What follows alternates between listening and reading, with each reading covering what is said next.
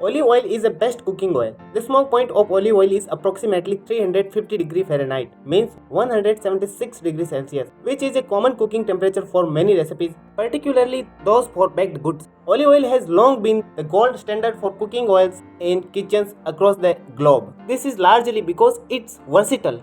It has a subtle peppery and greasy flavor, and you can use it for baking, sauteing, or cold dressings.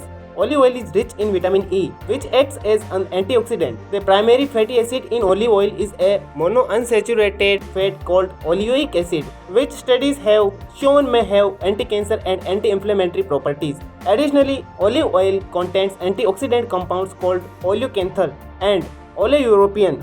These may have anti-inflammatory effect, including helping prevent LDL, means bad cholesterol, from oxidizing. Research has found that olive oil contains heart-healthy compounds and may prevent conditions like obesity, metabolic syndrome, and type 2 diabetes. Olive oil has a medium smoke point and works well for baking and cooking. It's rich in antioxidants and may have anti-cancer, anti-inflammatory, and heart health benefits.